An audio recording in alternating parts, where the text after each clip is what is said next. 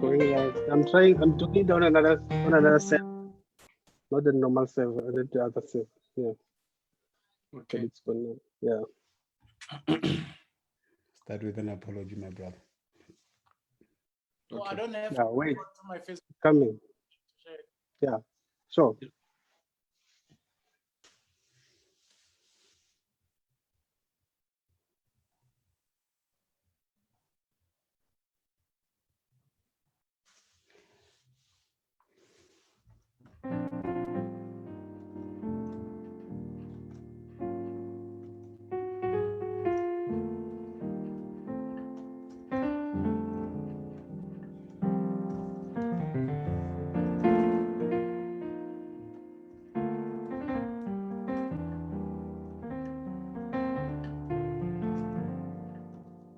All right, so we are back.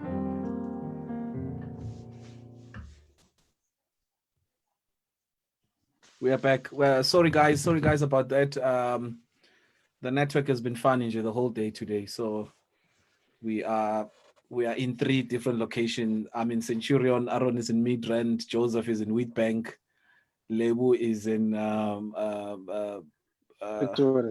Tora East, all over the place. So we just make sure that we'll try and make sure that we get this thing right and happening. But thank you so much for tuning in. So yeah, we have Lebo Morolo, Joseph and Lebo, and thanks to Crotchet, and we have Okrio, our team, one of our partners, who are doing the online radio for us, okrio.org. So you can tune in there, and yes. So we have, I'm sure the poster was clear to everyone that we wanted to just share some stuff that we've went through and that we are going through now, and the experiences on the music side, and I think specifically we're focusing more on the production, and they will be focusing on, well, when I mean production, I mean songwriting, putting together a DVD recording, studio project, and a life of a music producer generally, and the spiritual side and all of that, and budgets. We'll be talking about budgets, we'll be talking about everything throughout.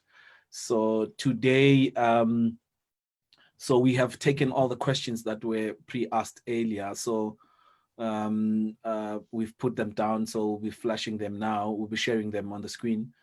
Thank you so much for all the questions that came through, and thank you so much for all those that are still coming. And then, yeah, maybe just a bit of background. We'll give Lebo just to touch leave the other stuff for later. Yeah, I think people might want to know, where are you from? Are you married? How did you get here?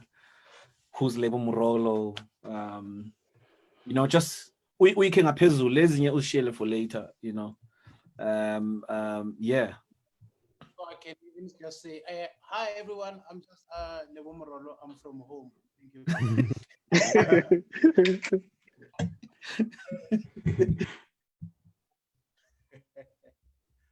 All right, guys. I'm happy that today we are where we are now, doing this kind of discussions with all of you, our followers, our friends, our colleagues. Yeah. So as they already said, my colleague now, Lebo Morolo, it's my name and surname. I'm a music producer. And yeah, and many more other things that I do. So yeah, I'm from Marapiani. I was born in Pretoria.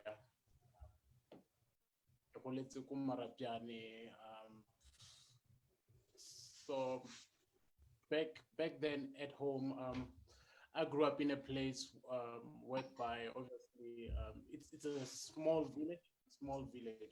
Very rural. They are saying your volume is low. But they want me to speak louder as if I'm preaching. Yeah. Yeah, just preach for them. How is this now? How is this now? Can you hear me better? Right. I think we are better. Yeah. Also gaining a bit. Yeah. Let me try this again. How is this? How is That this? sounds Yeah, much better. Yes. Yeah. Yeah. I'm also a sound engineer, as I did.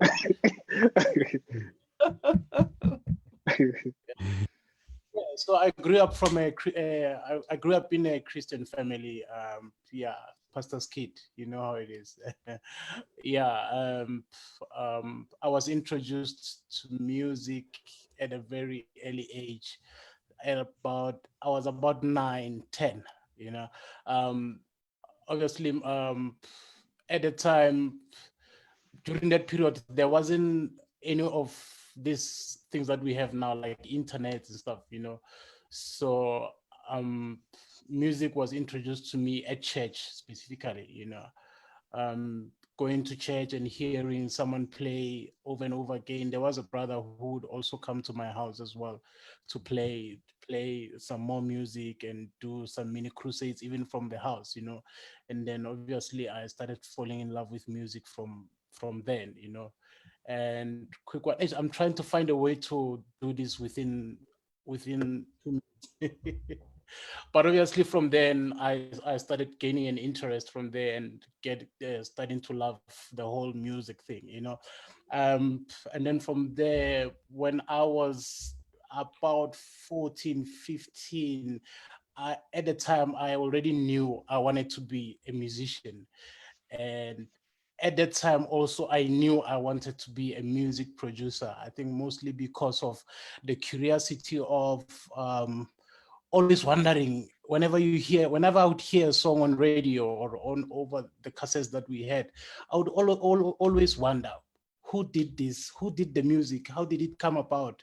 I was never really that much interested in the main artists that everyone is raving about at that time, you know. My concern was always who made that beat, who played those keyboards, who played that sound, you know. How did they come about that sound? How did they put the whole thing together into a song, you know? And I think also because I also saw back then at church, I would do everything as the only keyboard player at the time, you know. You playing a beat from the keyboard, you are the one who's writing all the keys down. By the time we were still on like +5, +4, you know.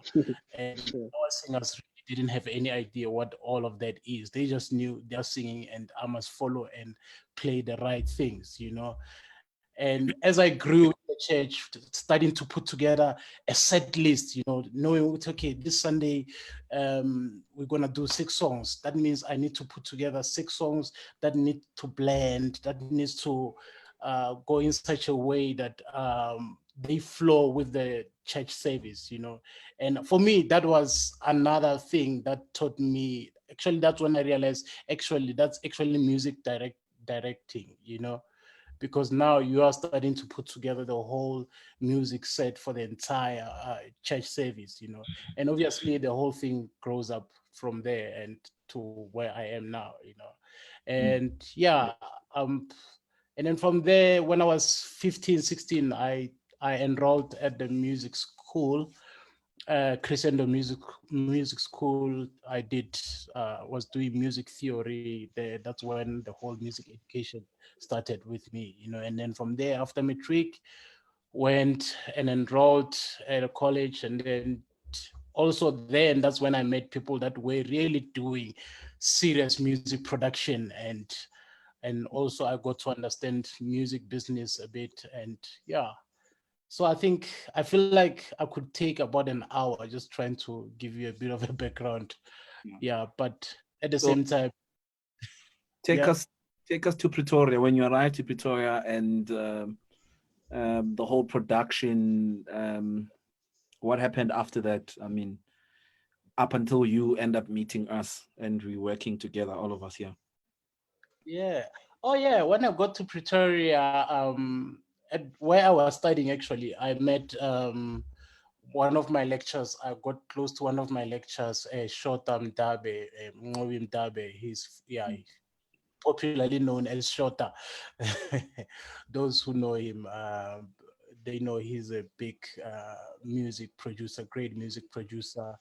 He was a part of Shana, the group that was formed by him, Shota, Demo Skosana, and Nati Mapumulo, who's popularly known as Black Coffee.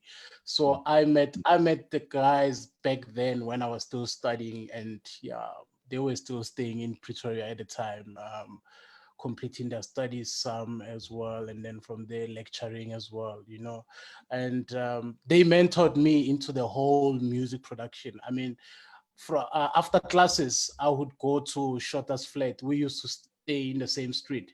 He would invite me for sessions to just come and play keys, and from there I think as well he noticed that I was really interested in the whole production thing, and he took me through a couple of sessions that he was doing, just for me to be there to see what he was doing, how he was doing it. And obviously, I remember he was saying, hey, man, the first thing that you need to get, man, get a laptop, get a laptop just so that when you're at your place, you can also do the same thing, and then you get to grow from there, And I started just like that. I started like that, but obviously everything took time over the years.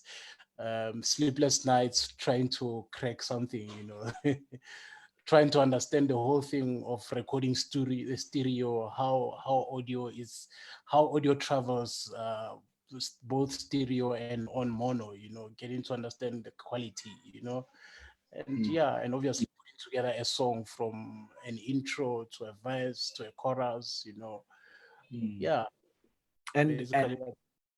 but I mean, when I heard about you, you were deep in the house secular sound kind of thing, genre. So and then you and gospel, obviously, I think some of your listeners, that's what they would want to know, to say, look, you are mentioning all these guys, your Black Coffees and all of that.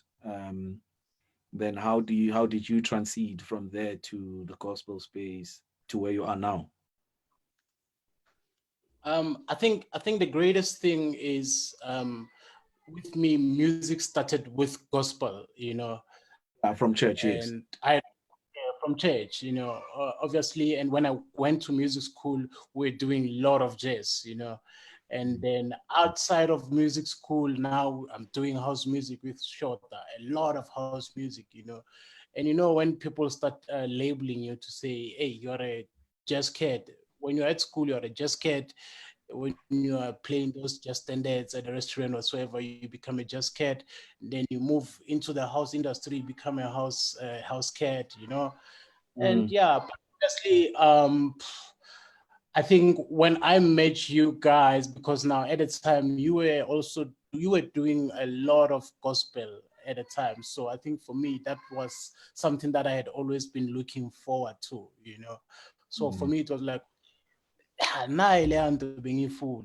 but obviously I would do a couple of projects that gospel, but obviously because now my time was mostly invested into the house music and secular music, there wouldn't be really a time where you would actually catch me doing a lot of gospel until I started working with you guys, and that how everything started shifting, And obviously when I started doing a lot of gospel, the ones on the side, their house, they start, I'm starting to be a bit unavailable, because now either I'm at a rehearsal for a gig, or or I'm on stage doing a gospel gig. Eventually the whole thing fades out, and then I see myself doing a lot of gospel. And obviously, when you start spreading a word to, like, hey guys, I've met Lebo Morolo on keyboards, and then the other one tells the other one, before you know it, you're getting booked by 4 or 5 different people. All are saying they got my numbers from Xoli Thabethe, Okay, all right. And then obviously, yeah, all the projects. I mean, Ngubeko and Ntokozo and Dr. Dumi and I and Tanzi and all of that. So the list goes on till now, right? Josie, do you want to take us through where are you from? And then we get into the questions that were asked. Hey, what's up? Yeah, I hope everyone is well. I don't know who's there, but I'm sure you guys love Jesus. Sorry about the light. I'll fix it. Yeah, my name is Joseph. Makola is my surname. I was born in a village in Limpopo. It's called Moihuk, Tsimanyani, popularly known. And like Lebo, pastor's kid. So what happened was, before keyboards were popular in the church. Our fathers were friends. Yeah, but by the way, yeah, people think we are brothers with Lev. We are not actually brothers, but our fathers were close. So maybe one of them gave one of us away. I'm not sure there. But anyway, so yeah. So yeah, before keyboards became popular in the church, uh, yeah, but my dad bought a keyboard, and everybody in the church everybody in my family could play it except me. I was tone deaf for the longest time. If I sang, I would sing on every key except the right one. So then from there, later in life, my sister Grace showed me a 1-4-5 progression on F sharp, and that's where everything started. And then I think it was just before the year 2000, my brother bought a Technics KN 1400. It could put in floppy disks. And from that point, I started just learning programming drums and all these wonderful stuff and mixing sounds and all these things. And that kind of led me to an interest in production. So I'm trying to be as brief as possible. I didn't actually study music, which is unfortunate. When I matriculated, I then came to Pretoria, TUT, Soshanguve, and I was at the SEO there. So I met a friend of mine, Brilliant Paloi. He was a very prolific songwriter. So he kind of got me interested in working with songwriters, people who have new songs. He would write a new song every week basically, and would work on it. And out of that, I met a guy who introduced me to a group in Venda called Armed for Harvest. That's where I did my first live recording with that group. I don't know where that album is, but I'm sure it's somewhere. It was nice. And through that, I met a guy called Lufuno Buddha. I did a recording for him. And when we were doing the sound check, I met another gentleman, Jerry Sodisha, who invited me to work on an artist he was managing. So on that side of the fence, that's when I kind of learned arranging a band and stuff. Of course, I overdid it earlier. Like, I terribly overdid it, but the Lord is forgiving. And on the Buddha side, he was singing at a wedding. I think it was Al's wedding. So he asked me to go play with him. That's where I met David D. And playing at David D's recording, he had a recording coming up. I think someone was there in the audience. I think Lebo was also there, but I had already met Lebo when he was still at Tower of Grace as the music director there. Yeah, he would play alone and it would feel like an orchestra is in the room. So I connected with him there. But somehow when I was doing that recording, David D's first live recording, Lebo was booked for a gig with Keke to go to Zimbabwe, and it was clashing with something, and he recommended me to take the gig, and from there I started working with Keke, which led to a couple of other stuff that we did after that. But on the Jerry side of things, when I was working with Jerry, I then met Dr. Pat, an amazing bass player. He then he recommended me to Dr. Dumi to help him out with a project he was working on. It was the Heart of a King project, not the Heart of a King Jesus edition, the studio one. And so yeah, we started working on that project, and it was fun times. And there was a gig all these things get connected. There was a gig Jerry was doing for Neba, and Dumi was invited to sing there. So we were putting together a band. So I called Xoli to come do keyboards, and I called Lebo also to come in and do keyboards, and we also called in Peter to come and drum for us, and it was the beginning of an interesting journey, I think, from that space. When I first met Xoli, I think it's worth mentioning. He was playing with Soli Mahlangu, and I was doing a gig with Keke. So they were there and they really killed it. They were really amazing. So we met just before they did stage time, and then after that we met again at another gig. So that's when I got his contact. So when I got my first nicely paying gig, I was like, I have to call him for this. And I called him, I called Sabelo Masondo, I called Divine. And these were all first time. I had never worked with any of them. I called Divine. Job, I used to work with him a lot. I called him too. And I called Lungile Maduna. So it was a vibe there. The gig didn't happen. So I think I still owe them a lot of money for the cancellation.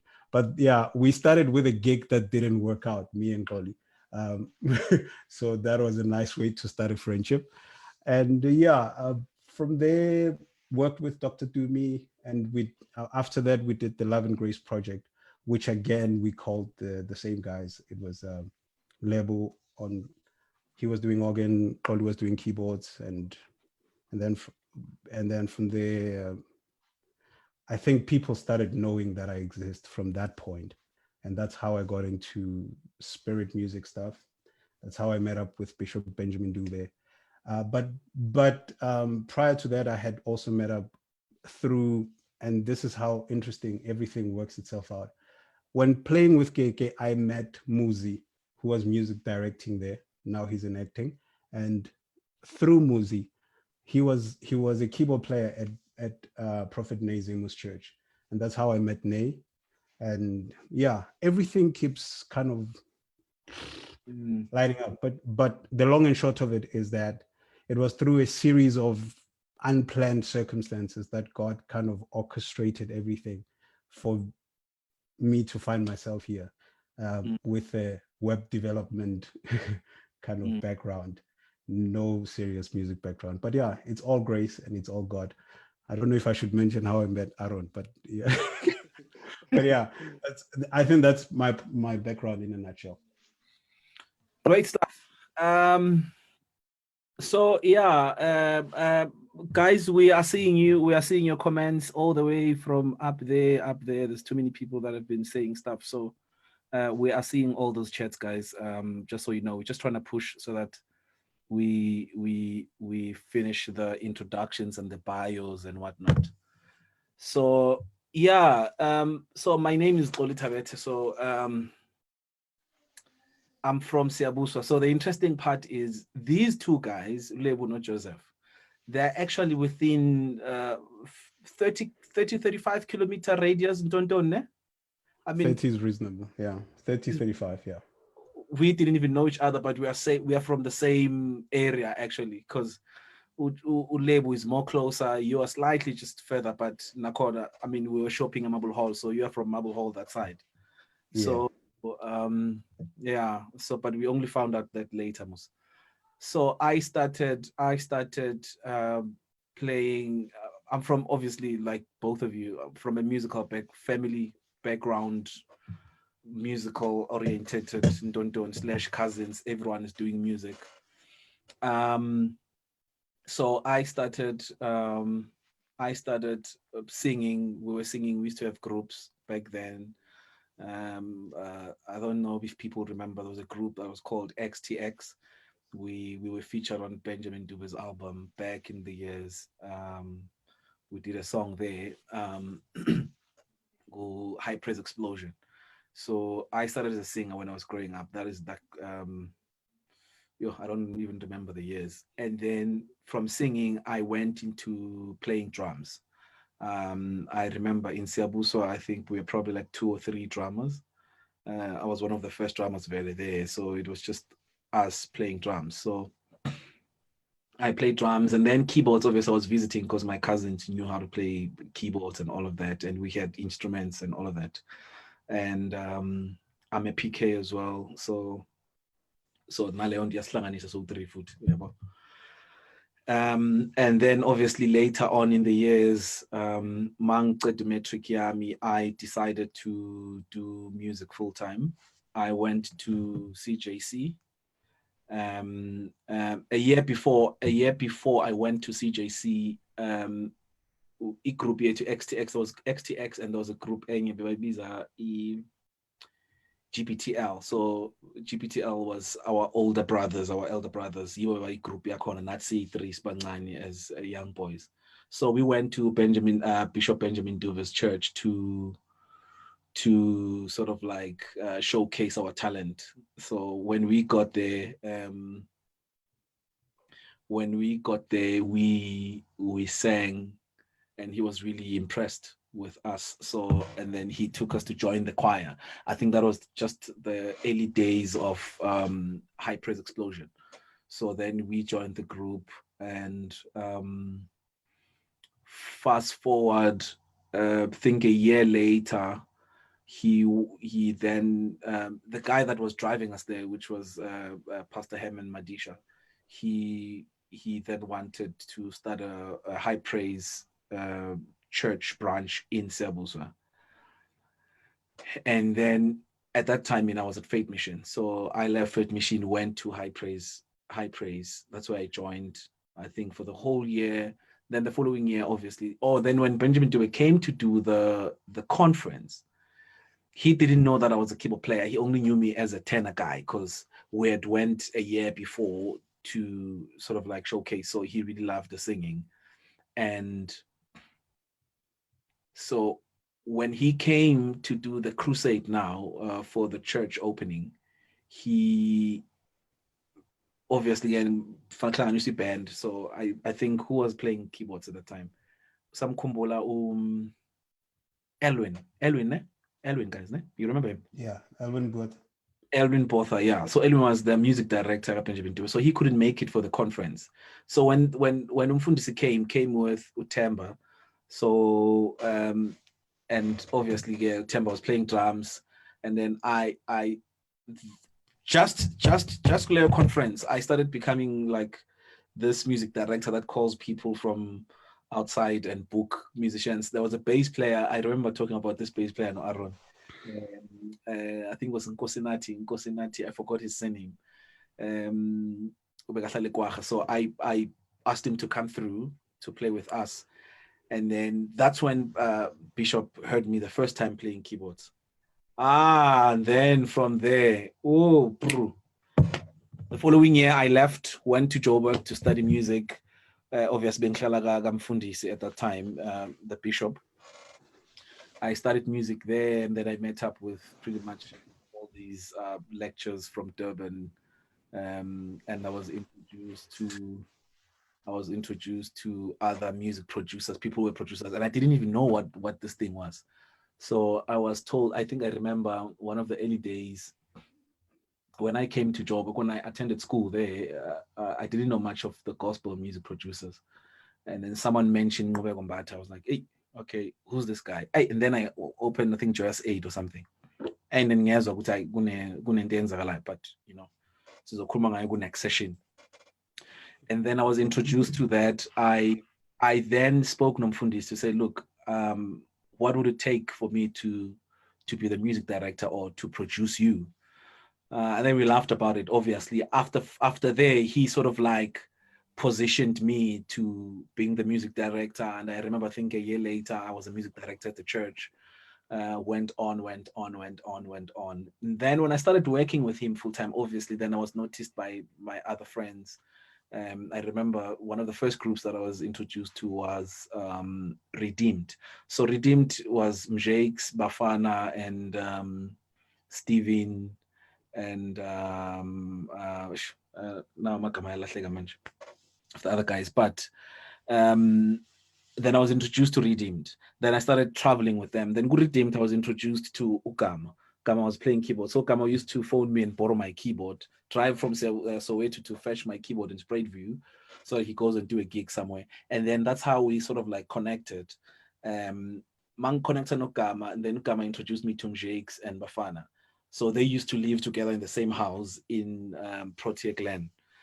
That's where all the hits were made. Abo Kelly Kumalo, Abo Ndando, and big projects. So when I got there, I was introduced to Cubase. I didn't know what production meant. I saw these guys putting up songs together and arranging and all of that. I would stay there with them for hours. I mean, we'd sleep around for 3, 4. Or it takes from Foslo just to go and learn this thing. And then obviously fast forward, now I knew how to produce and through Bafana and Mjakes and Okama, these are the guys that really showed me production. I didn't even know what this thing was. So when I went back to Mfundisi, obviously Bishop, that's when we started working on these things. He saw the interest. So obviously we used to have chats at night and talk about this thing. To look, man, you must try producing. That's where money is. What, And then fast forward, I move from Vosloorus going back to stay in Pretoria. When I stayed in Pretoria, and then that's when I was exposed to other musicians that were in Pretoria. I think the first guy I met who was a muso there, or Urixi, remember Urixi? Urixi, I'd met him there, like I'm Fundis, Bishop. So, and then when I got to Pretoria, I connected with him. He connected me with Tsepo, Lebo, who's the surname? Tsepo Lomunye, the piano player. Tsepo Munari. So Tsepo was there, and then at that time I was enjoying Abobongi Diamonds, no Colin. Then we started a group there. It was quite a journey. And then later, I think 2 years or whatever, a year later, and then I heard about Lebo. I was like, hey, what you are on my keyboard. And I remember giving him a lift. I was driving at Tears. I don't know what was happening, whether I was fetching him from somewhere or I was picking up someone at their school or Crim. And then Lebo went into my car with some funny keyboard, low budget keyboard.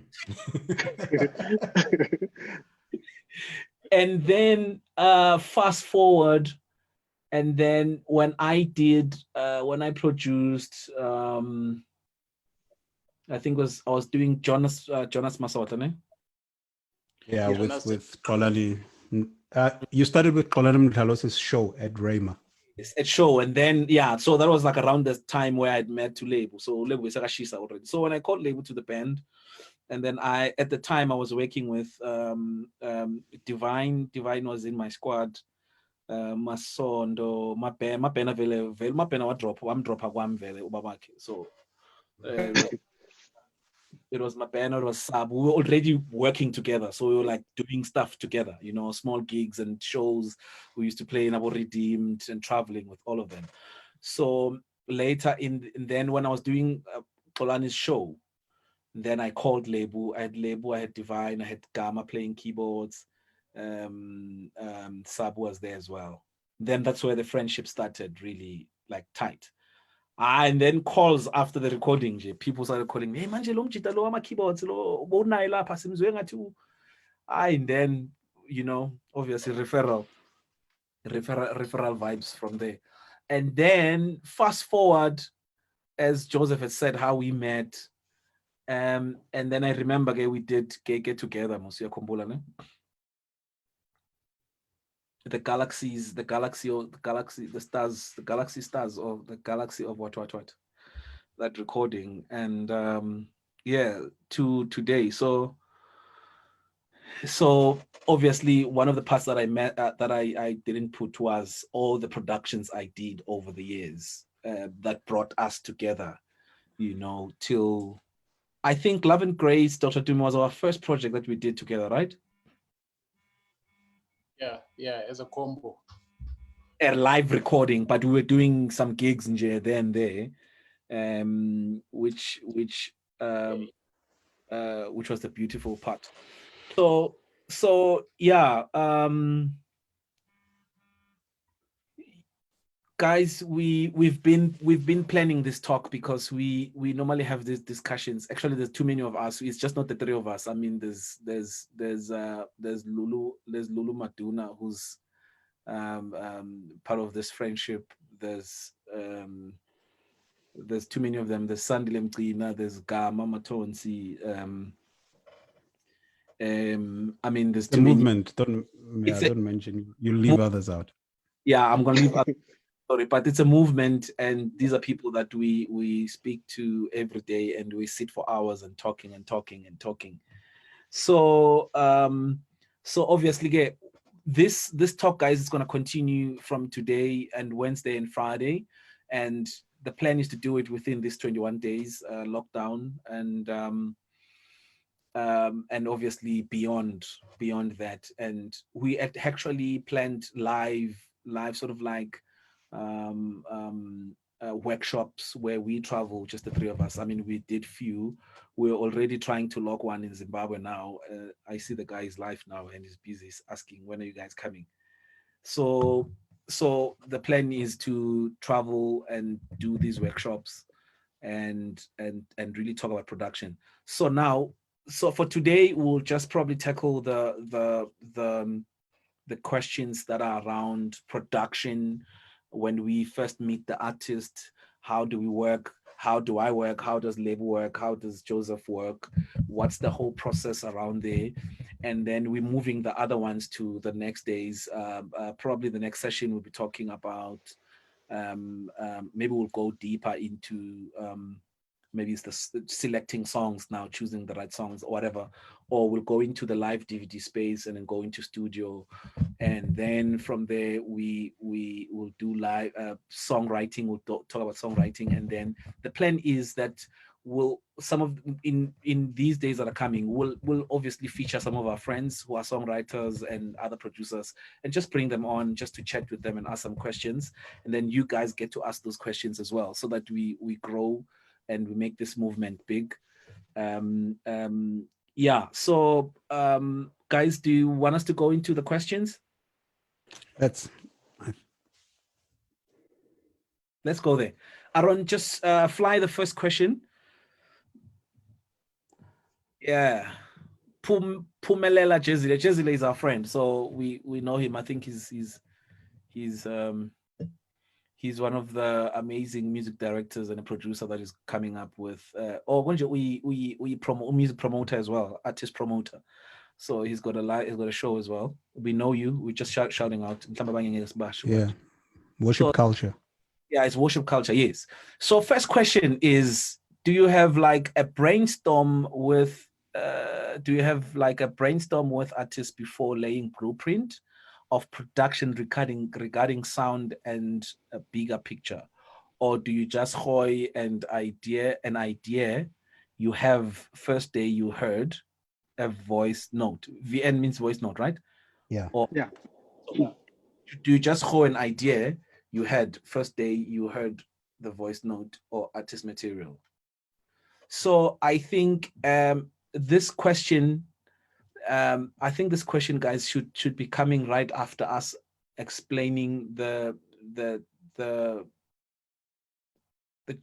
producer's description, because we are producers now, so there's a struggle between, I think a lot of people used to call me, they have a struggle separating the two. There's an artist, there's a producer, and there's a music director.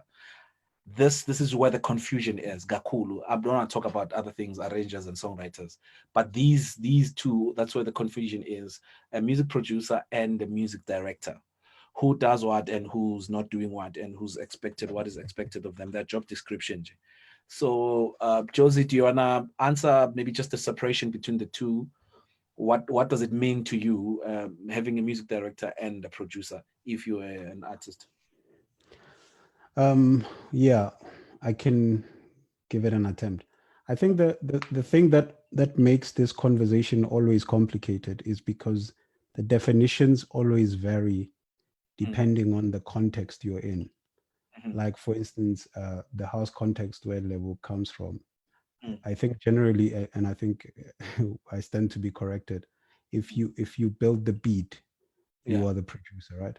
Yeah. So now the difference with our live space, especially in the gospel circles, is like you have too many moving parts. So I don't just show up with a beat and you sing on top of it. There's a drummer, there's a bass player, there's backing vocals, there's all these things. So generally, the simplistic one, and it's an oversimplification.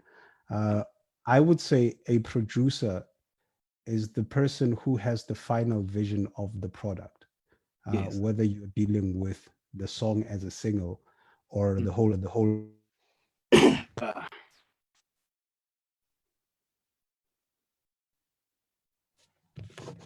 Okay, we just lost you there, Joseph. I don't know if you, Aaron, please jump back to me.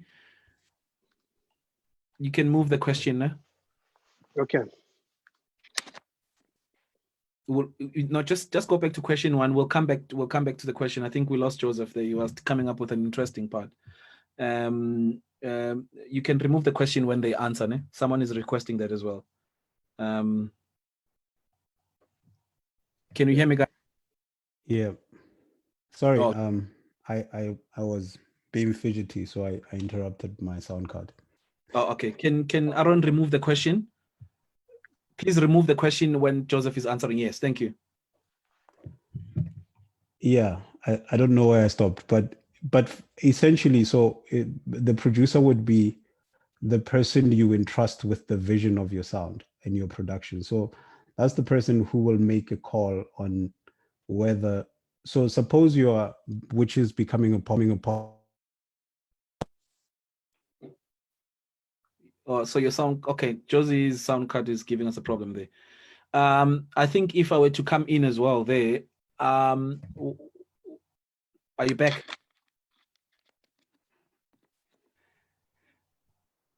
Okay, so I think for me, what Joseph has just explained is exactly how I feel. A producer for me is someone that really comes in to decide. I think if I were to be practical about it, would be to say, if someone comes in to decide on the song, this song works or this song doesn't work, and then after you're done with that, and then he would advise, obviously, choosing of the musicians, the treatment of the songs, and all of that before we even call the music director. For me now, my job has to, I think most of the artists that I worked with, they will tell you that is when I come in full force. I need to know everything because I'm the producer. That's how I would see the vision of the product. And I understand now when you Google now, South African music producers as velity na artist. So I'm not I'm not sure what it now buzz submitted as producer singer but I think Joseph, what you just explained for me is exactly Lebo. How do you feel about that question?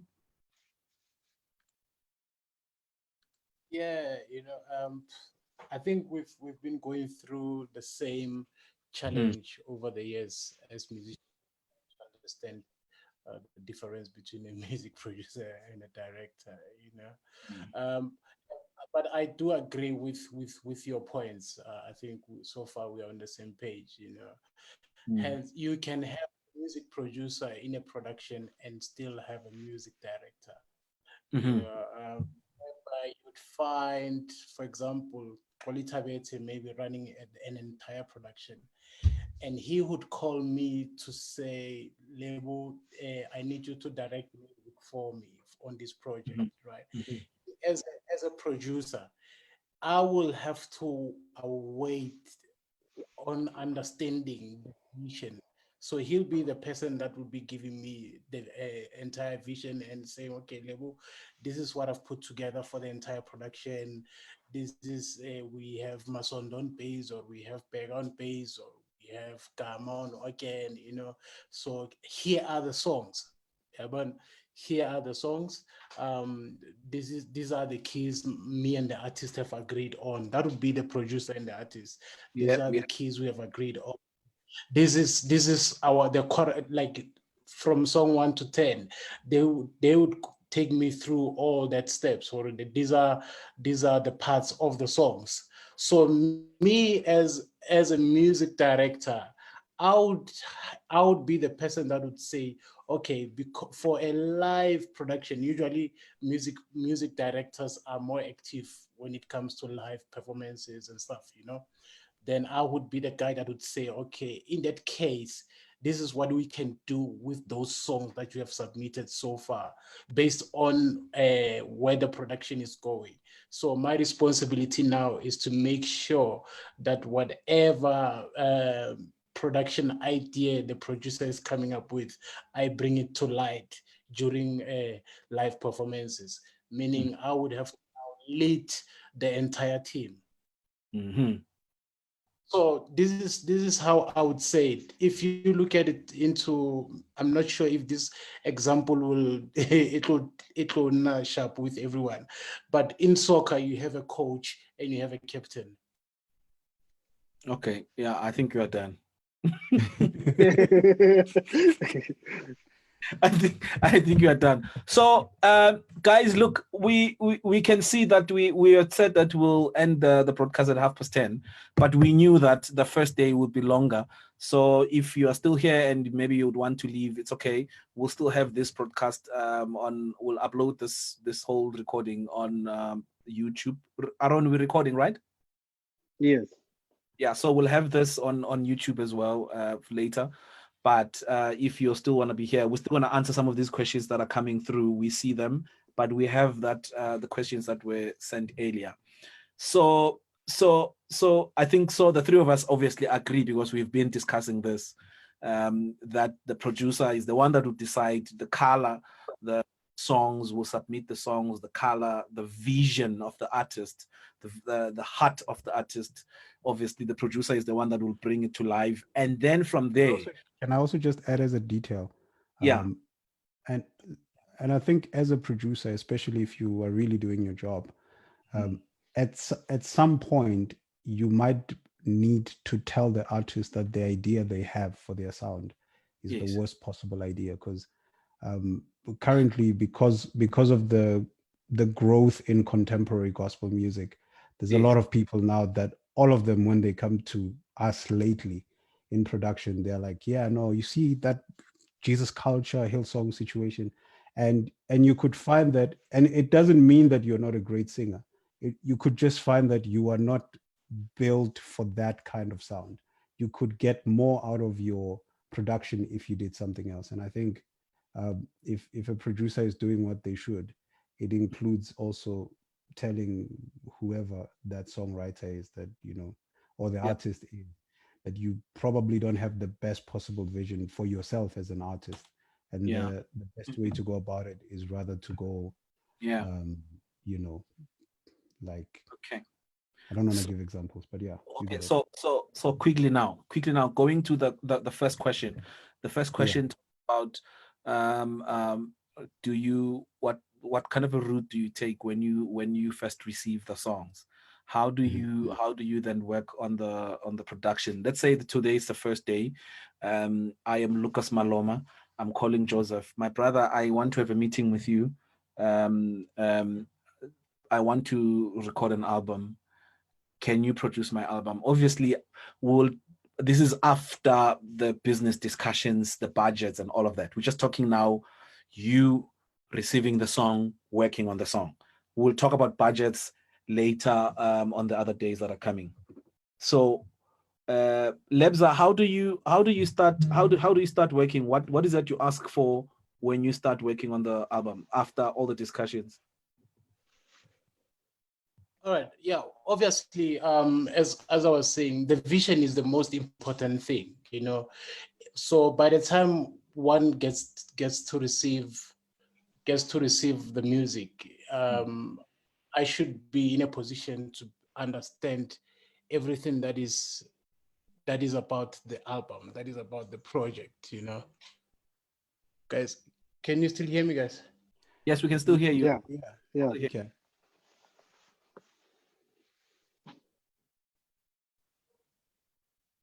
Oh, are you done? You seem to have lost him. Yeah. I think there's a network thing. Around fine. Josie, how do you work? Okay. Okay, I'm missing your audio now. Okay, yeah.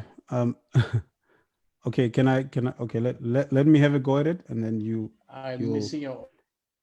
who, my audio.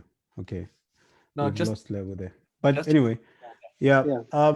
My my process usually gets readjusted depending on the sort of circumstances I'm dealing with, because every new production has different circumstances surrounding it. So, but the on average, what would then happen after we've had all the technical conversations about the business? What generally would happen is I would I would have the artist send me as many references of their music as possible. Oh, yeah, feedback. yeah, That's please. labor. Morolo. Yeah, as many references of so they send me their ideas, and it helps if there's other references of the stuff they've already done.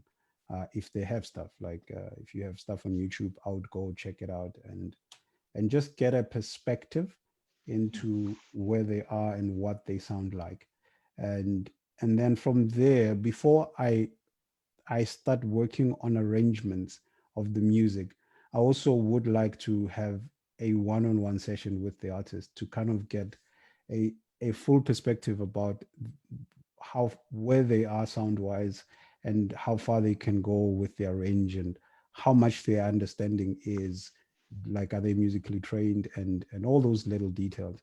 So then after that session, it's easier to kind of get an idea going forward that are we are we are we picking the best possible sound for the artist, and what is the best possible way to present the artist in the best possible light, because every artist is different. So within an interaction with them, within the conversations you're going to have with them, and the random songs that you'll do, not even the songs that they wrote, not even, you can just go through random music, like hymns and whatever, just to get a perspective of what they sound like, what comes naturally to them, what where their heart is, and after you get all those little details, then we can go back now to the ideas they have as far as the songs they've given you, if the songs they're writing, because also one detail most people don't realize, if you're a singer and a songwriter, you are not always best suited to write your own music. You could Mhm. be writing beautiful songs that are not good for you. Mm. So you could be writing songs that are best suited to be given to other people, and you are probably better off finding songs from other songwriters. So after that one-on-one session, and getting as much um, information, as much content from them as possible, then it gives me an idea to say, all those voice notes you sent me when you said I have these 15 Holy Spirit filled songs that I want to put on my project, then Mm.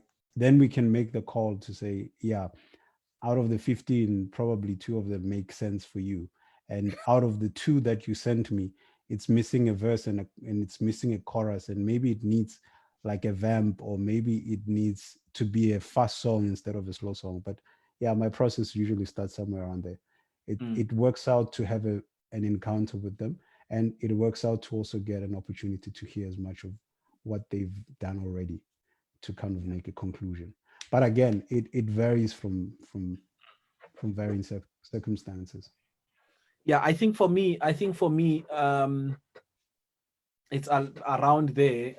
Usually, obviously, I insist on that one-on-one the first time. I just need like an hour or two with you, to just go through the songs.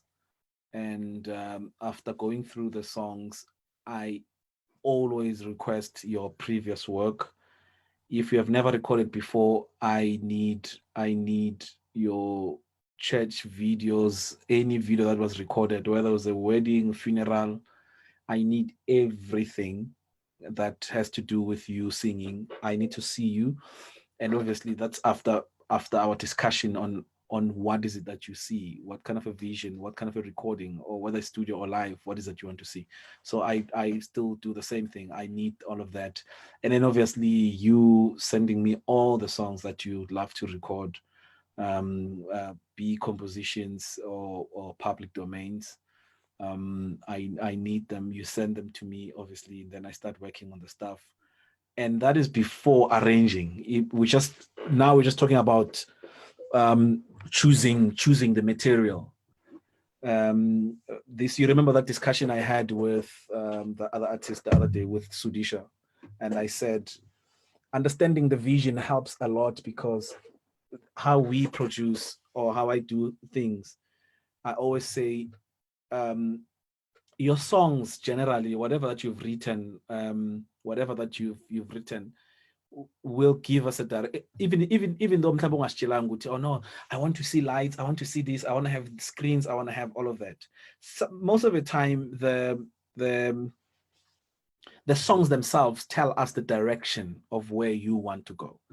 I mean, the songs themselves can tell you how to dress up, whether it's going to be a chilled vibe session, gin to gin, dondoni, and whatnot. If you have a producer that really knows your heart as an artist.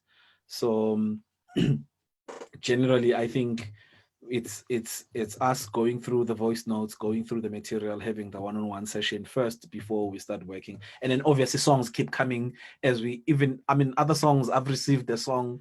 I think the last recording I did, I received the song on the day of the recording in the morning, and I arranged the song, work on it, produce it, put a bridge, put verse, put don, and record it in the evening. So the process for me doesn't end in that first 3-4 days that we do. We go all the way till we are done. But obviously then any songs that I added later, I've obviously some other times I've switched from being a producer, now I'm just a music director. I'm putting things that I feel they're working for the show, and obviously looking at the show to say, look, we're starting with four up tempo songs, and then we'll do slow session, maybe over 2 songs, and go back to mid tempos, and then go to fast songs. That's a job description of a music director. Obviously we'll go into that, but so that we don't dwell much on the first question, let's move to the next question. Aaron.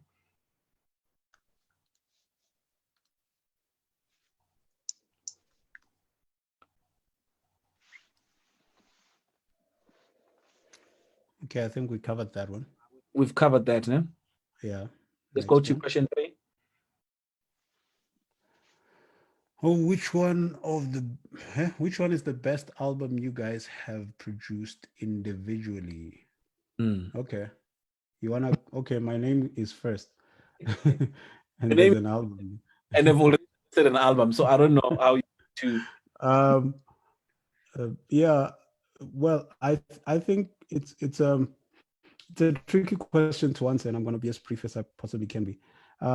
It's hard to find the best project you've produced, because every project is good for different reasons, and every project personally that I've done, there's things that I really love about it, and there's things that I would change if I had an opportunity to produce it again. So it's a tricky question to answer, because some projects, like for instance, they mentioned the Love and Grace project, which is a really great project, but there's also a host of other projects that I did that I really love.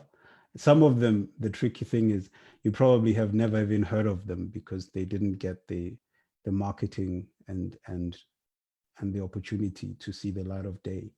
But there's every project is good for a different thing, which is why it's about as complicated as answering the question, what was the best day of your life?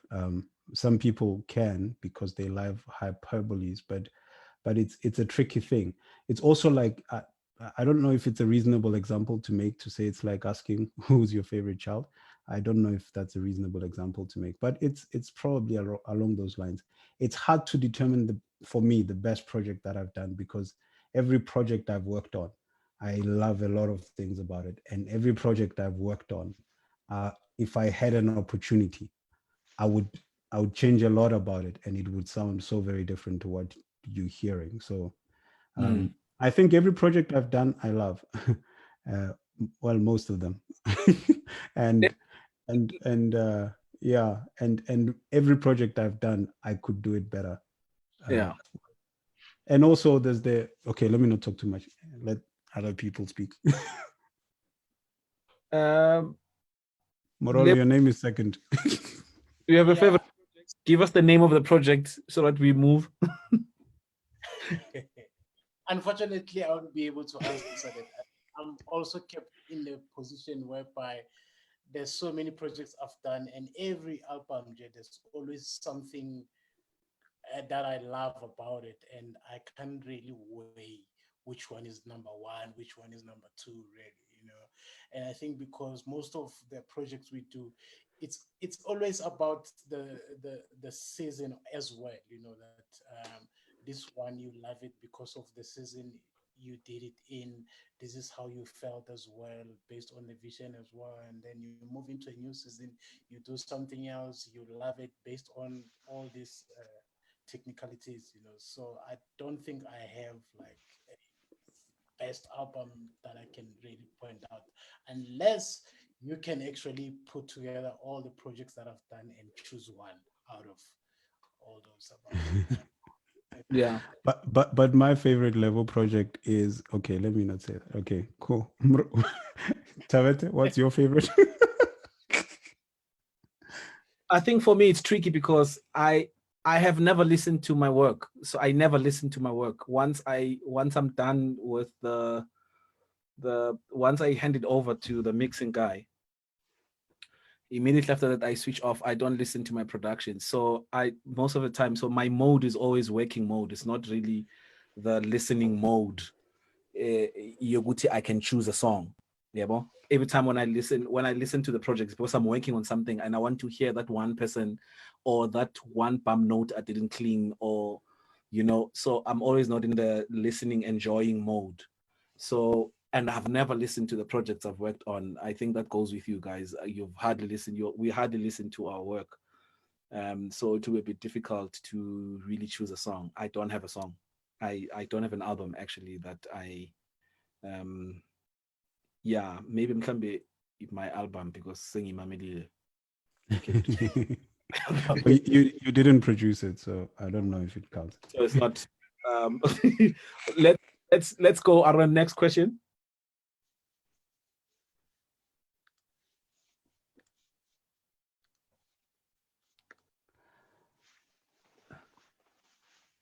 Please outline the steps you follow when producing a song. What do you generally do first until you finish? And then the second question is mixing. So mixing, we'll deal with it on a different day where we decide who. Well, the producer is the one. As I saw a question actually on the timeline on the videos, someone asked if we who chooses the mixing engineer. So guys, I think basically I'll just round it up, Nji. The producer is the one that is meant to decide on who's capable or not really capable, but the perfect person for the project. Be bass player, drama, singers, mixing. If it's a live DVD, that's where it becomes tricky because there's budget issues there. So producers can't really decide that much, but obviously can advise to say, look, I saw Lighting Among Mang, I think it would be perfect. I saw Crotchet, they're giving, they're doing well and they've been doing live recording. So, but generally, all questions are supposed to go straight to the producer. The producer is the one that will choose the right service providers for the live recording or the studio or musicians or whatever. So that question will deal with it on the next day. And I think that question we've already discussed it, right? As to how do we start working on the songs, the first step. Am I right, guys? Yeah, I think we touched on it. Yeah. Yeah. So let's move to the next question.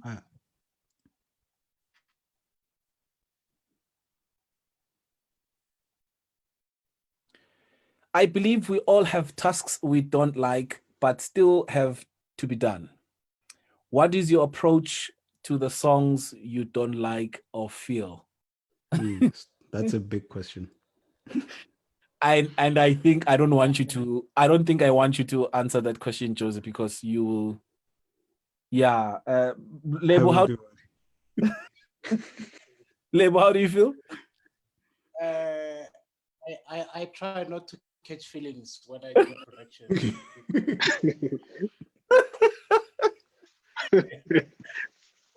Here's the thing, you know. First of all, when I'm producing a project, that music, I always treat it as something that has nothing to do with me. I don't know if maybe that's too harsh, Okay. but I'm just like a vessel. I'm just there as a vessel. I'm an instrument, you know. There will be songs I like, there will be songs I don't like, and mostly there are songs that I don't like that work out. I'll give you an example. I did Ayandantanzi's project, and there was a song I didn't really like, mainly because a part of it being composed another song, you know. I remember even on my list, I had written it. I didn't write. The name of the song is titled Nasempini. So I had put in a different name based on the song that I was always thinking of. Yeah, but and being tired I don't because being I feel meaning yeah, but because I was like, every time we have to work on it, I'm like, ish, this song. And I remember it was actually the last song we actually put together, you know. But mainly because I didn't like it. But the responsibility that I had, that I'm a producer, I need to make sure that all songs work out, the project is complete, and I need to give it like my all, like work, put all my effort, put my heart in it, you know. And then that's where you prioritize the artist and the song, you know, what the song wants. You know, does the song want you to be in favor with it, or the song wants what it wants, you know? Yeah. I don't know if I'm making Yeah. sense, you know. You So are. it's about the song more than you know, what the song requires from you, you know. So you bring that out of yourself, and also even for the artist, you bring out the best out of an artist as well, even within that circumstance whereby you don't really feel the song. And look, the song ended up being people's favorite, you know, and it wasn't my favorite. Okay. I think my process is different. Actually, yeah, It's like, I huh? know your process will always be different. We know you. No, it's not different bad. Well, I the problem with me is I struggle to do things I don't want to do. Like, it's a Yeah. hard thing that I need to work on in my life. Mm. That's actually incidentally how I ended up not pursuing the IT situation, Mm. because I tried it like a couple of times and I kept resigning. But here's my process. If I get a song I don't like, um, I'm always convinced that there's something you can place or do to a song until you like it.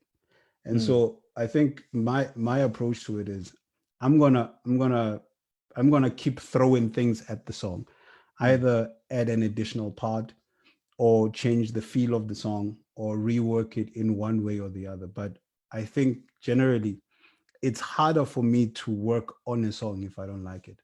So if I don't put something in it that makes me like it, it's I I won't be able to do anything to it at all. So Yeah. my approach is, let me create a thing, let me find a thing in the song. Let me figure out, let's rewrite it if we have to. But until I find a way to like it, it will be near impossible for me to actually work on the song. So it's my approach is, let me find a way to like it. Let me either like the message, or let me either add a verse, or let me add a melody, but let me find something in it that's gonna make me like it. Yeah. But yeah. I think abantu engisebenzela nabo bazokutshela nje straight ngiyayikhahlela ingoma mangabe but here's the challenging part with me. I think you guys know it as well. I have rejected songs and realize a day before with Ishman le ngoma esayikhipha ngabe sayibuyisa. You know, you remember that vibe. And I think Ganing repetitively, I've made that mistake where when the artist gives me a song the first time, I'm like, no, this song doesn't work. And then later in the production, as we go with the rehearsals and all of that, I'm realizing that I need something that can just bridge this part, link these two songs, or link this worship segment. And then that song that I said no to then comes back. And then ingoma igcina seyiseveke kanjalo. But I think generally nje is that most of the time I always prefer not to. I think that the part where I get to listen to the artist Gakulu is that first one-on-one. That's where I get to hear his heart or her heart. What is it that she wants to achieve? What type of a music? What type of a project is she trying to achieve? I think that will give you direction on what's going to happen. So if a song comes in and it doesn't sync well with what you're trying to do, then the song gets rejected like that. Unless later, I mean, sometimes what we do is I'd rather record, if we're doing a live recording and we've decided that we're releasing only 16 songs, I most of the time tend to generally just record 20, 22 songs. And then we'll let the audience choose. We'll get the audience vibe as well if they love the song or not. So can I respond to something just before we go to the next question? There was a question, or when I said I generally don't listen to my work, I meant to say, what I'm trying to say is, you must remember that I hear the very same songs from the first day the artist brings the music to my table. That's number one. I get to arrange the songs. I listen to them. I've got voice notes. I've got rehearsal recordings, and then we record. After recording, I need to go and do the editing. I listen to the same work again, and then after listening to the same work, we go for mixing, which takes about 2 weeks. When we're in that 2 weeks, I'm listening to the songs every day. So by the time I hand over the project to the artist, I am really not in the mood of listening to the album. So I was just passing by there, Njeguti. One of the reasons why I don't listen to the work is because I've listened to it probably 100 times. By the time he see pull my album and say collab. All right, next question. I'll move on to the next question. Yeah, next one, sir. Okay. Okay. Okay. Yeah. So here I saw this question earlier. So this question, it's a question that is directed to each of us. So let's keep the answers short. So can I please ask direct questions to individuals? Joseph, since you worked with Dr. Dumi for many years and he's a frequent songwriter, here is an artist sending you a voice note of a newly written song. Please take us through detailed steps you go through from that point till the song is recorded live on stage, then post-production. Okay. Yeah. I think we briefly breezed through it.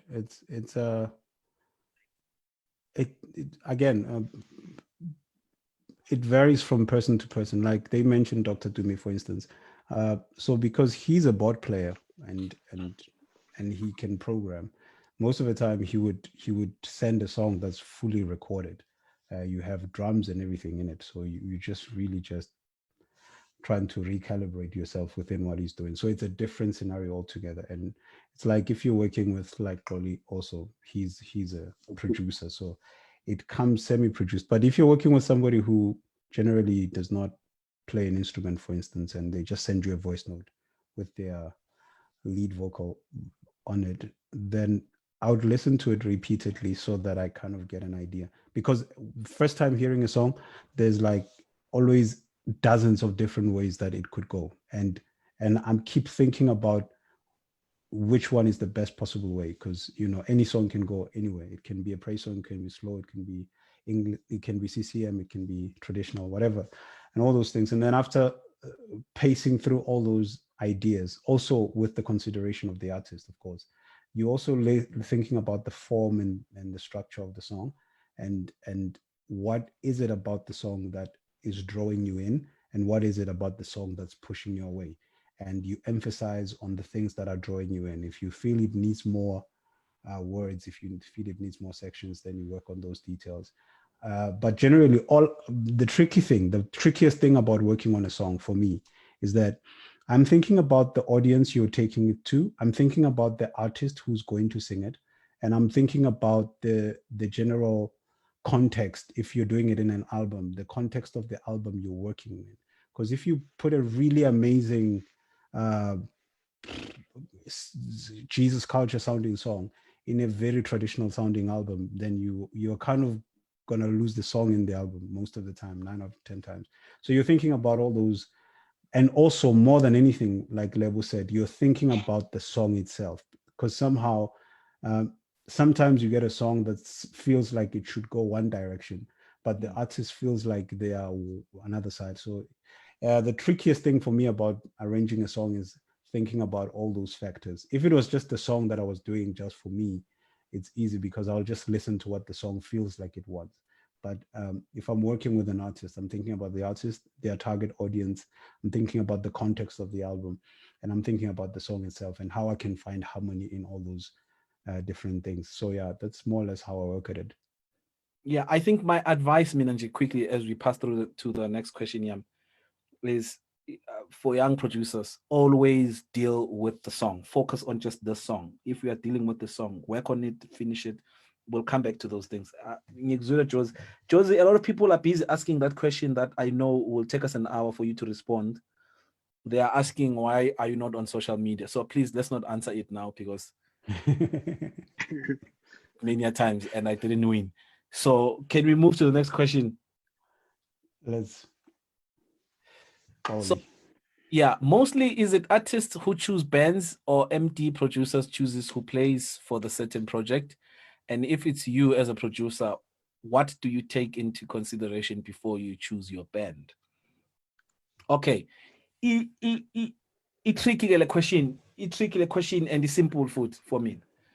If me na producer me na Xoli Thabethe and Nyazi if producer Joseph no Lebo, we choose the band. You don't choose the band because you are one paying me to interpret your heart, and already I see again about payment footage as you've entrusted me with your vision.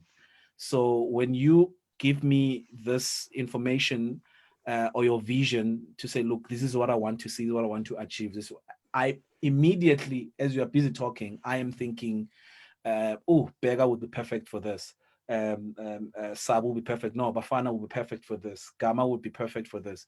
I'm already putting up the band together, and already I know that these people, because I've been working with them, so I know that so I need to interpret the artist's heart, and I know these guys they interpret my heart, my arrangements, or whatever that I give them, they just interpret it immediately right then and then.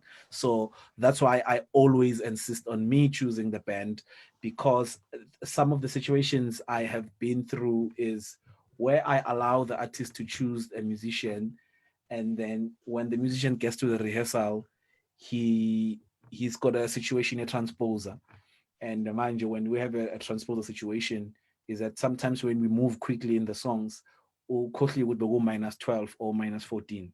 So gonna mix happening, and then we start having, or again, issue good I don't know your heart as a musician now, as a fellow brother. I don't know your heart. So it's a bit of a struggle for me to work with you because I find funda and gel and work on the friendship and all of that. So I normally prefer, strictly when it comes to musicians, let me come with my musicians full on, and then when you do the performances after, you can use your band. But when it comes to singers, most of the time I look at the budget. If the budget allows me to have 6 singers, I prefer bringing the 3 that I'm comfortable with, and then the artist brings the 3 that she's comfortable with, so that in the process is more like a workshop for them, training, Dontoni, so that later on they're able to carry the sound. Because singers as well, I know that most of the artists, they are shy generally. Artists money I've worked with, they are shy. So it sort of like gives them confidence to work with to see the familiar faces every day. But for me now, it's more of a workshop. I prefer working with, I mean, in fact, even now, so my singers are my groups now. I've got a trio there and a trio there and a trio there. So I look at this, I listen to the sound. if the sound is requiring this three, I'll take these three for this project. And that helps kakhulu for mina for overdubs and all of it, makes work easier because my singers Joseph that is going to choose, they are not professional. This is a hobby, it's not a 9 to 5 kind of thing. So I'm able to work with them during the day and do whatever. And for overdubs, they know studio because that's where it gets a bit hectic. I hope I answered the question, but basic question is the producer should choose the service providers. Anyone who's coming, the producer is the one who's supposed to choose, unless then the artist comes and says, look Baba, I've got proper singers, and I go to their rehearsal and I hear good, no, these people are perfectly fine, let's just tweak 1 2 3, and then that's what I choose. So let's move to the next question. Lebo, what is more important between being a great pianist in terms of play and a great MD and arranger? I don't know if he has a question. Yeah, I think it's. Is it better to be a good piano player or a good MD? I hope I'm reading it right. Yeah, that's how I'm reading it right now. Okay, from this question, my answer would be, you need all three aspects. You need to all of this need to be aligned on the same level. Like a Amen. great friend of mine, Amen. galaxies must align. Yeah. All these three, there isn't one that should be above the other, because if one is above the other, then you're gonna have challenges when you're. I mean, we can find productions whereby there's a whole team, and then the music director is weak, but he's a great arranger. That doesn't make sense, So if you're gonna be a piano player, you need to be like great piano player. If you're gonna be an MD, be great at it. Be an arranger, be great at it. And I mean, whenever you are a music director, you need all these aspects above, to balance your production, Because I mean, if you are a great MD, say for example, you are a great pianist, a bad arranger, that means already when we are sitting in a rehearsal, we're waiting for you to take us through an arrangement, and then you are going through turbulence, and then it becomes tricky. It all questions to your already, So yeah, I think try balance between the three. Okay. Let's check that general question. Yeah. What vision do you guys have, or what shape would like the gospel music industry to take, especially on the side of instrumentalists? Can we push this to the next talks? Because I think it falls somewhere on another discussion. Yep. Yeah. Okay. Yeah. We will attend to it. Yeah. We will. Can we take like 3 questions? Okay, there's 3 questions there. Yeah. I will make my question general. Mazwiwo Mfila. How do you decide to be part of the project or not? Request for the services of a producer. Okay. That's a good one. Yeah. Outline the steps needed prior production from the artist, so we've dealt with that. Yeah. How are you developing the next you? Okay, tricky question. Imnandigot. Asiegu, how do you decline? How do you say yes to your project? Lebo, it's hit it. All right. There's deep end.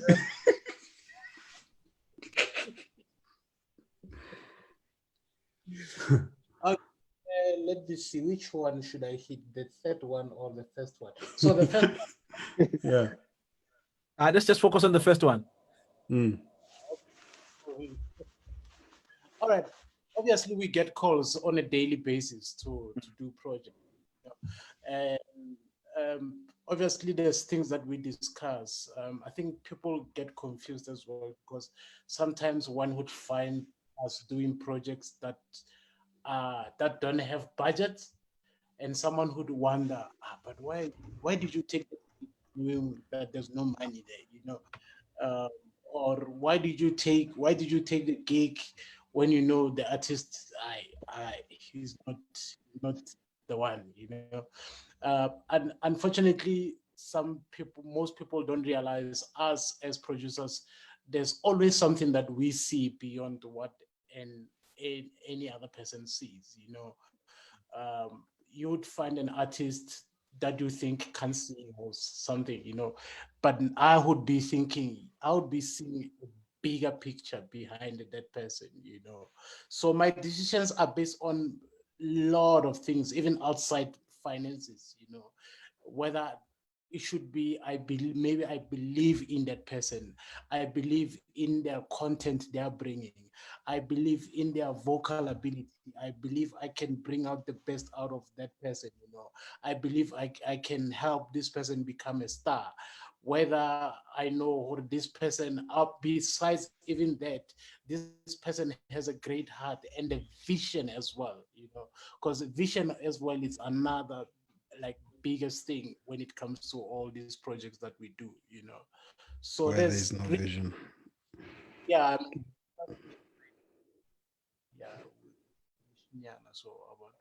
But there's a couple of details that one looks at. There's a couple of details that one looks at, yeah, and those are some of them. I hope, yeah, I'm making sense. Yeah, that sounds. Um, uh, I think, Mina, what I would want to say, uh, um, uh, question it, what makes me to say yes and what makes me to say no. I think I'll keep it short. I'll keep it short, guys. We're almost going for 2 hours now. I'll keep it Yeah, short. and I'm already exhausted. Yeah, I think we'll have to do part 2 of this same discussion. Maybe start with it on Wednesday. But I think my response to the question would be iyahlupha for mina, because when I started, it used to be more about I is there enough money to pay me and my friends, yeah, meaning the whole budget, is the budget in place, you know. But later masohamba go album 14, album 15, album 26, album 30, so yaqala yabona ukuthi there are projects that are out there that can be free but can be really fulfilling in the heart, because there's a lot of people that you meet along the way who have generally just a good heart. And so my decision now is moving from budget fully to more relation. If I have a good relationship with you and I believe in you and I believe in your voice as a singer, and I know probably you don't have the budget to pay to pay everyone that I would want to have on the project. So iyahlupha leyo nto, but initially masaqala vele, it has always been about the budget. If lo muntu une-budget siyayenza i-project, ifana budget asiyenza i-project. But as you grow, you realize other projects you can really feel fulfilled by just doing it for free nje, and still feel good. So yeah, inama levels neminyaka eminingi lapho leyo question for mina. Josie, I know ukuthi you love this question vele wena nje generally. Okay. I think let me rather focus on why I leave a project, because I think they've very competently answered the alternative. I haven't left a lot of projects in my lifetime, but I have walked away from about 3 that I can remember. I will leave them unnamed. Yeah, don't name them because we know them. Name them, Marty. Sorry. So at the core of it, my primary reason for walking away from a project would be if I feel like you're creating an atmosphere where I cannot do my best. Mm-hmm. One, that sophisticates it for me. It's hard for me to be a part of it. And if I feel like you don't trust me to do the right thing for you, again, it makes it difficult for me, because at the core of it, if you're calling me to do your project, you have to because I'm gonna be doing the large chunk of the decision making, I need to know you're on board with me on this. So if I feel like you don't have confidence in the decisions I make, if you second guess 90% of the decisions I'm making, my feeling is you've called the wrong producer. If you second guess, like the one of the productions I was doing, you know, there was Xoli knows it very well. There was the bass player could not be available for a rehearsal, and so as a result, because there was no bass player, I cancelled that rehearsal. And because the rehearsal was cancelled, I took a gig. But the artist felt like I don't value their work. And for me, that was like, yeah, I think I don't feel like you trust me to prioritize your work. So it's all for me, it's primarily going to be the atmosphere you're creating. If I feel like the atmosphere you're creating for me doesn't allow me to do my best, maybe you don't respect the individuals I bring on board, or you don't respect me, or you don't respect the work we do, that will make me walk away from your project. And if two, I feel like you don't trust me to do the right thing for you, again, I'm going to feel like you called the wrong person for it. So that those are for me the two critical reasons why I would leave a production.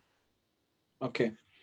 Can I suggest that we lock it here for today? Yeah. And because now there's still a lot of questions, very interesting questions, and people are still asking here on the live, on the street. So Angsazi, so, but the question is, it's quite a very tricky one, because we find ourselves most of the time that after I've made the decision to do, in fact, specifically after I've made a decision to do a project for free, because or a very low budget recording, you find that the working process, it becomes so beautiful at the end of the recording, going to post, and then everything just goes south. It's other person, all the agreements we've had in terms of paying the mixing engineer, paying the studio, or paying the people, and you're not paying me, and then stuff, and then everything just goes south. I was on my phone or on my shoulder, so my shoulder pads are teased. It becomes a bit of a tricky thing for me now. But it includes the question it's packed. It's packed, it's tricky, because I can tell you right now where we are right now, the three of us actually. I know that we would really love to do projects for free and just do them for the love of it. But because Samhlabeni on ama bills nezinto, obviously then we need to put numbers to it. But also people don't value a thing when they're not paying for it. That's the other problem I find. Yeah. So that's why I think an encouragement to any billionaire out there who's planning to pay for someone's recording, take heed. If someone is not willing to at least save up a small 20,000 to participate in the cost of their production, they probably won't take it seriously. And at the end of the day, you might find yourself with a product that doesn't work. But yeah, so that's part of the reason why I also am not too keen on doing a free production. Not because I don't have an issue. Well, yeah, you should pay for productions, guys. I'm not encouraging that people shouldn't pay. But yeah, at the core of it, you must prove yourself to be really desiring to make that production work. And money is the greatest indicator. I've seen a lot of good projects fall to the ground because the artist didn't pay for it. But anyway, we keep adding more time. Maybe we should put some time to just deal with questions. I don't know. But but guys, thank you so much to everyone that is live. We have about 260 what here, and we just want to say thank you. And I think what we'll do, I don't know how Facebook works. Give me strings. Give me strings. Give me strings. give me strings right there. I'll have... Yeah, there are the strings. Please hit it. Oh yeah. Oh, he's already hooking up strings and hey. Yeah. Producer, what's on my keyboard? So obviously we'll try and go through all the comments here and try and put up sort of like put them into questions as well, so that we tackle them. And obviously today was our first day.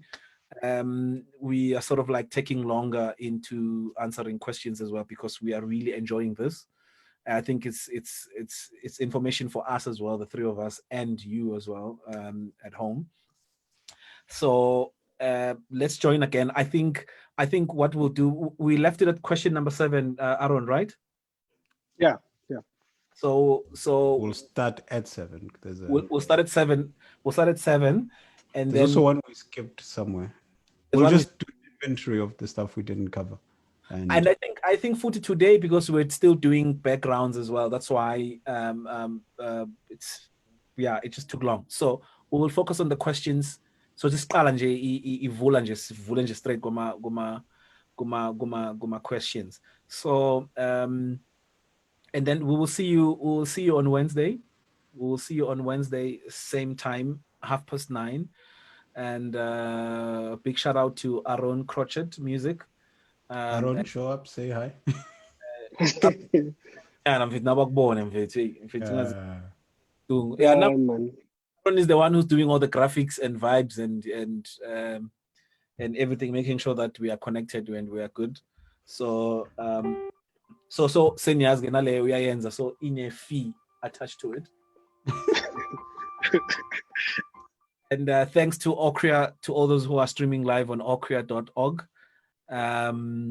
So we will see you again. The next session, we're finishing up the questions. We go to a single EP. I'm not going to use an EP, but I want to do an EP. So we will, if it's proper, and obviously then we'll give calls. We'll add some of our friends just to jump in on a specific question that we feel maybe they can deal with. Gamnandi Fortina.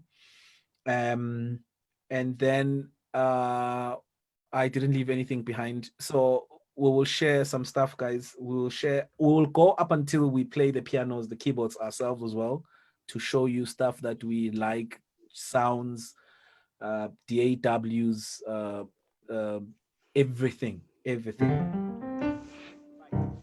Thank you so much. We are switching off. Lebo, do you want to play something nice as we fade out? Please play it on B. I just want to hear if you check it. What be your man's name? -4, ne? -4. Can you speak a word over this pad, my brother? Just so that people's hearts are not troubled in these trying times. Josie, you know you are our own part. We ordained you years ago.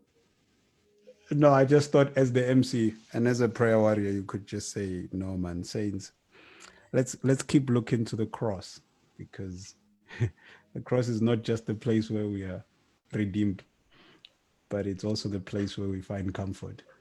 Yeah, but anyway, good night. See you Wednesday, guys. Yeah, we out.